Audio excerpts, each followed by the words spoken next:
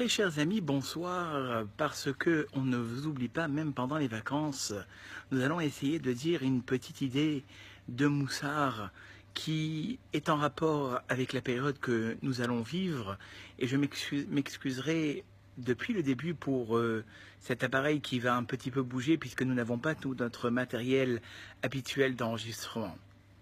Vous savez, très chers amis, nous allons bientôt rentrer dans le mois de Elul, encore une semaine et un petit peu plus, ce mois de la repentir qui nous conduira directement au mois de Rosh Hashanah et au mois de Yom Kippour. Et très souvent, l'idée que nous avons, eh bien, c'est de se dire finalement, et moi le premier, on a très souvent échoué dans nos démarches d'avancer dans le judaïsme. On a très souvent trébuché dans nos engagements qui nous avaient accompagnés au moment de Yom Kippour. Et on a peut-être l'angoisse et la réticence de nouveau de se mettre à cheval et de se renforcer durant cette période. Alors le Rav Mugrabi, qui est très connu par ses vidéos de renforcement dans la Torah, a ramené l'histoire d'un Rav qui lui aussi une fois s'est adressé à ses élèves en ces termes. Il leur a dit: vous avez souvent trébuché, vous avez souvent échoué dans votre évolution. Est-ce que c'est pour ça qu'il faut s'arrêter d'avancer? Il a dit: voilà, je vais sortir de ma poche une certaine chose. Et chacun qui sera désirant d'avoir cette chose s'exprimera. Et le Rav sortit immédiatement de sa poche un billet de 50 $. Qui veut ce billet? dit le Rav à ses élèves.